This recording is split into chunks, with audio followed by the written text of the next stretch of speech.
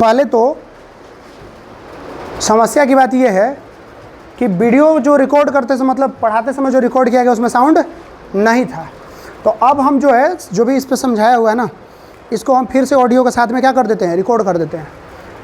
इसमें आपका जो टॉपिक है वो है कि so that CO2 is necessary for photosynthesis. Plant photosynthesis करते हैं ना, उसको CO2 जरूरी है, ये इस एक्सपेरिमेंट का मतलब एक्सपेरिमेंट से बताने का हमारा मोटिव है, ये टॉपिक है हमारा। सबसे पहले आपको लेना है क्या, पोटेड प्लांट। पोटेड प्लांट क्या होता है, गमले का पौधा, उसको करना है डिस्चार्ज। डिस्चार्ज कैसे होगा, जब उसको अंधेरे रूम में हम रखेंगे कम से कम 4 घंटे के लिए। Keep in dark room for 3 दिन के लिए उसको हम क्या करेंगे, अंधेरे कमरे में रखेंगे, सारा स्टार्च खत्म हो जाएगा। उस प्रोसेस को कहते हैं डिस्चार्ज। पीछे हम इसको बताए हुए हैं डिटेल से। उसके बाद आपको क्या करना है, उस पोटेड प्लांट में, उस पोटेड प्लांट को कवर करना है ग्लास जार से। देखो ये ग्लास जार है, ग्लास जार से पौधे का जो गमले का पौधा है उसको कवर कर देना है। कवर करने के बाद अभी ऐसा 2 पौधा लेना है हमको, ठीक है। क्या करना है, 2 पौधा, एक पौधा यहाँ पे है ना, तो इसको प्लांट ए बोले, इसको प्लांट बी, इसको भी कवर करना है ग्लास जार से और इसको भी कवर करना है ग्लास जार से। दोनों को ग्लास जार से कवर करने के बाद में आपको क्या करना है, एक वाले जो एक ग्लास जार ए है उसके अंदर में एक छोटे से प्लेट में, मतलब ये छोटा सा एरिया में, ये जो छोटा सा दिख रहा है प्लेट जैसा, इसमें रख देना KOH। KOH है पोटेशियम हाइड्रोक्साइड। उसका काम होता है इसके अंदर के CO2 को एब्जॉर्ब कर लेना। अब हमने क्या किया कि अभी प्लांट रखेंगे हम धूप में, लेकिन CO2 नहीं होना चाहिए अंदर। कंटेनर में क्या नहीं होना चाहिए, CO2।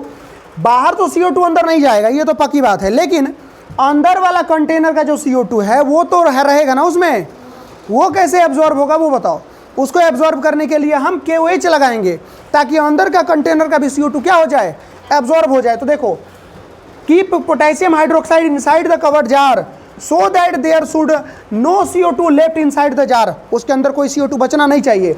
KOH क्या करता है, CO2 एब्जॉर्ब करता है। ये सवाल आता है कि KOH का क्या फंक्शन है, ऐसा पूछा जाता है।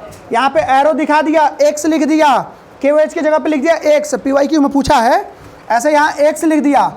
पूछा क्या, name the substance X and name right the function of X, ऐसा पूछा गया है, ठीक। तो इसके लिए ये बताना पड़ता है।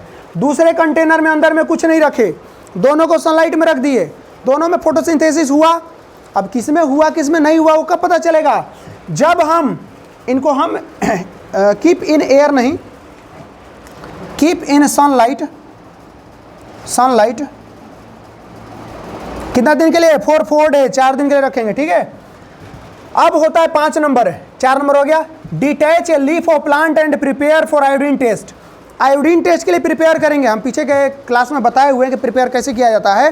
पहले उसको अल्कोहल में डालेगा, अल्कोहल को डब्बे को पानी में डालेगा, फिर गर्म करेगा, तो उसमें से क्लोरोफिल बाहर निकल जाएगा, पत्ता बच जाएगा आयोडीन टेस्ट के लिए। अब उस आयोडीन टेस्ट को परफॉर्म करेंगे दोनों पे, एक पत्ता इसका एक पत्ता इसका, दोनों को ले लिए, पत्ता ए पत्ता बी। देखो दोनों लीफ के हम क्या कर रहे हैं, आयोडीन टेस्ट। ए पर जब आयोडीन डाले तो कोई कलर चेंज नहीं हुआ, इस पर कोई कलर चेंज हुआ, बी पे डाले तो कलर चेंज हुआ। इसका मतलब है बी में क्या अवेलेबल है, observation, leaf of plant A show no change in colour. A क्या कर रहा है, कोई चेंज नहीं शो कर रहा, while leaf of b show change in blue black colour. B क्या कर रहा है, कलर चेंज शो कर रहा है। इसका मतलब है बी में क्या अवेलेबल है, आयोडीन स्टार्च से रिएक्ट करके ब्लू ब्लैक कलर देता है। क्या देता है, आयोडीन, आयोडीन स्टार्च से रिएक्ट करके क्या देता है, ब्लू ब्लैक कलर देता है। कोई डाउट है क्या, तो हाँ यहाँ ब्लू ब्लैक कलर देने का मतलब बी में क्या अवेलेबल, स्टार्च। स्टार्च मतलब फोटोसिंथेसिस। कंक्लूजन क्या निकला, plant A do not perform photosynthesis while be perform photosynthesis. तभी ना बी में हमें कलर चेंज हुआ, ए में नहीं हुआ। आज का हमारा जो टॉपिक था वो यही था, बाकी हम लोग देखेंगे कल, ठीक है। क्या करें आज का टॉपिक, हमने रॉ मटेरियल की बात करी थी। रॉ मटेरियल क्या था हमारे पास फोटोसिंथेसिस के लिए, CO2, वाटर, सनलाइट, क्लोरोफिल की तो प्रेजेंस रहेगी ही। हमने बोला था कि जब सारे के सारे कंडीशन एक साथ आएंगे ना तो क्या होगा, फोटोसिंथेसिस होगी। और इसी में हमने वाटर कहाँ से एब्जॉर्ब किया, मतलब कहाँ से उसको पहुँचा, रूट के थ्रू, सॉइल से एब्जॉर्ब करके ऑस्मोसिस के प्रोसेस से। हम अब देखने वाले यहाँ क्या हैं, देखो वाटर वाला एब्जॉर्प्शन का प्रोसेस हम लोग देख लेंगे। अभी हम लोग देखने वाले हैं किसको, CO2 को। तो सबसे पहले देखते हैं रॉ मटेरियल, क्या देखेंगे, रॉ मटेरियल फॉर फोटोसिंथेसिस।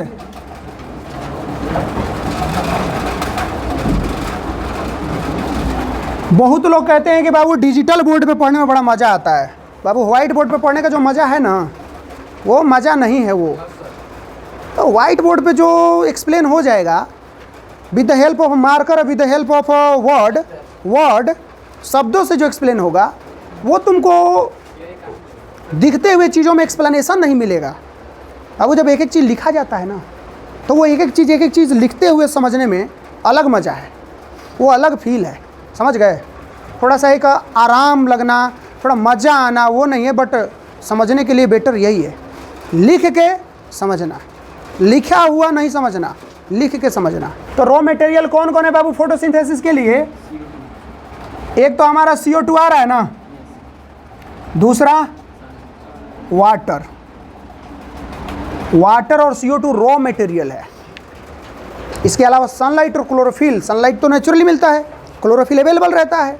तो रॉ फॉर्म में ये दो चीज़ें आ रही है। सबसे पहले हम देखते हैं कि CO2 प्लांट के अंदर किस तरीके से जाता है ना। यानी कि सवाल वही है, how to plant get CO2 from atmosphere. देखो एटमॉस्फेयर से ही ना लेते हैं, ये तो पक्की बात है कि एटमॉस्फेयर से ही लेते हैं। तो एटमॉस्फेयर से कैसे लेते हैं देखिएगा, लिखेगा plant get CO2 from atmosphere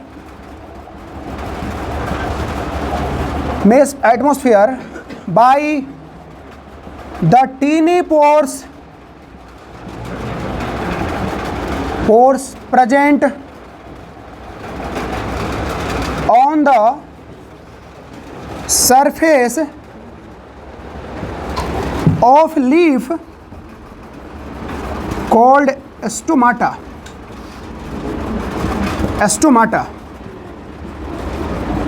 stomata के थ्रू ही क्या करते हैं ये स्टोमाटा के थ्रू क्या करते हैं बाबू, CO2 को अपने बॉडी के अंदर, प्लांट अपने बॉडी के अंदर क्या करते हैं, एब्जॉर्ब करते हैं। कहाँ से? एटमॉस्फेयर से। एक और बात ध्यान रखिएगा कि ये जो स्टोमाटा होता है ना आपका, स्टोमाटा, ये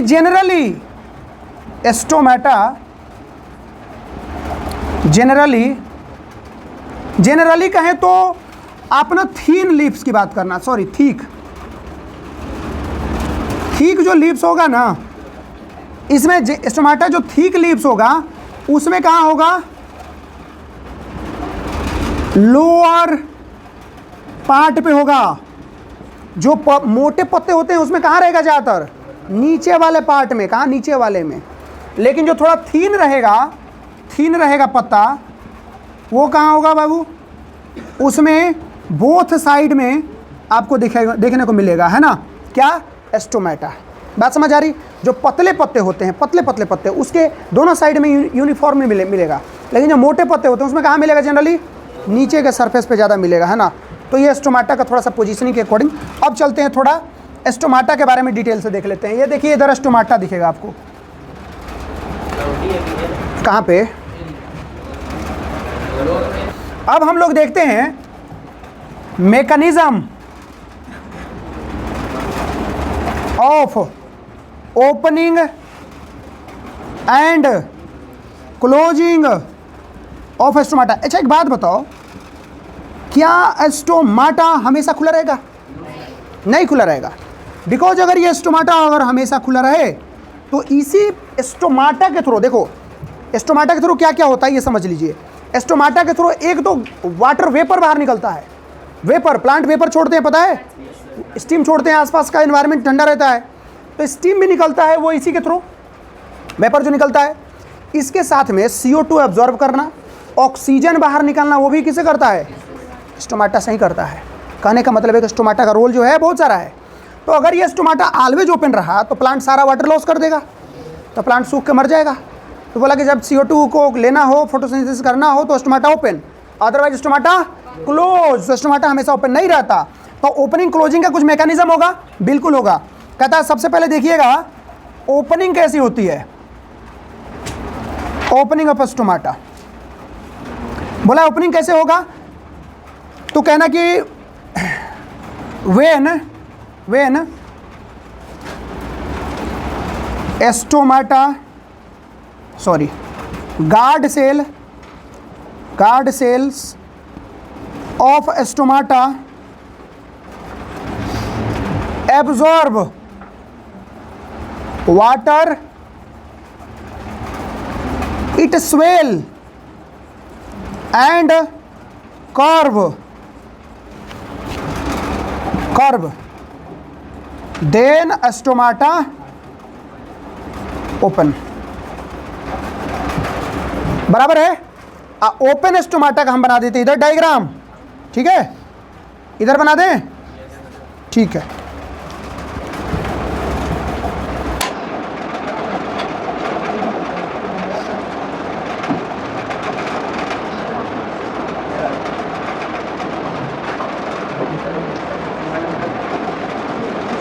ध्यान से देखिएगा, डायग्राम भी बनाना पड़ेगा आप लोगों को भी।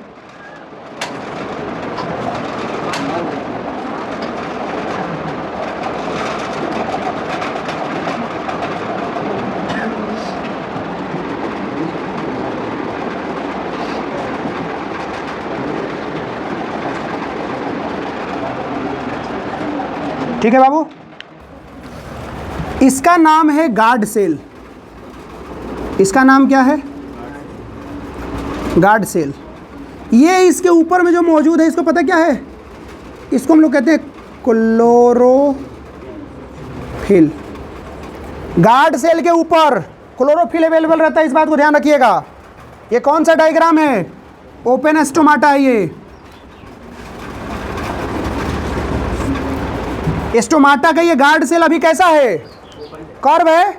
जब उसके अंदर वाटर भर जाता है ना तो वो फूल जाता है और कर्व हो जाता है, और जब कर्व होता है तो ये स्टोमाटा खुल जाता है, ठीक है।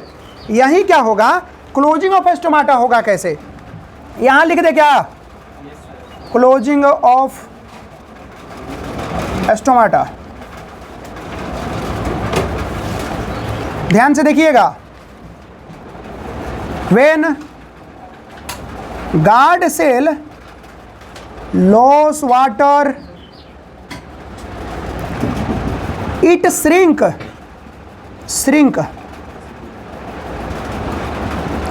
And straight.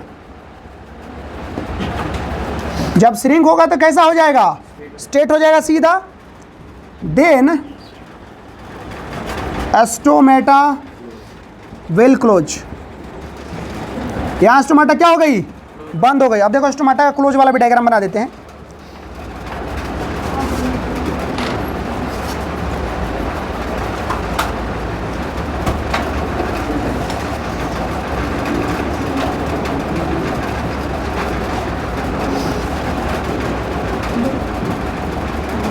बहुत इजी डायग्राम, एकदम इजी है। नहीं है जी, बनाना एकदम आसान है। ये इसका गार्ड सेल,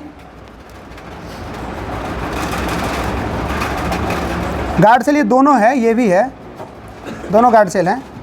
और ये इसका तो समझ ही रहे हो तो लोग क्या है, क्लोरोफिल है। स्पेलिंग 19-20 का फ़र्क हो सकता है थोड़ा बहुत, है ना। इसको हम लोग कहेंगे क्लोज स्टोमाटा। क्या कहेंगे बाबू, क्लोज स्टोमाटा। कोई दिक्कत है, तो ओपनिंग और क्लोजिंग ऑफ स्टोमाटा का मैकेनिज्म समझ गए। ओपनिंग क्लोजिंग कैसे होगा, गार्ड सेल के हेल्प से होगा। गार्ड सेल क्या होता है बाबू, उसके सरफेस के ऊपर में एक सेल होता है जिसको गार्ड सेल कहते हैं, उसके ऊपर क्लोरोफिल रहता है। पता है ये बात, अरे पता है तुम लोगों को, थोड़ा बहुत आइडिया है, 9th क्लास में पढ़ाए थे थोड़ा बहुत, ठीक है। अब इसको छाप सकते हो, कोई दिक्कत है, छाप सकते हो, छाप। फंक्शन ऑफ स्टोमाटा थोड़ा सा बतला देते हैं इसके बारे में, काम की बात है। देखो पता है स्टोमाटा क्या करता है, it help in gaseous exchange gaseous exchange में क्या, CO2 इन, ठीक, एंड ऑक्सीजन वाटर वेपर, या हम कह दे तो हाँ वही वेपर कह दें, वेपर क्या हो जाएगा, आउट। ये प्लांट से क्या बाहर निकलता है, ऑक्सीजन और वेपर, वाटर वेपर, और इन क्या करता है, CO2। यही है फंक्शन स्टोमाटा का बेसिक। ट्रांसपीरेशन, वाटर वेपर को बाहर निकालने के प्रोसेस को ही ना कहते हैं, तो क्या अलग से उसको बताएंगे। चलिए कहानी ख़त्म हुई, आगे की कहानी होगी कल।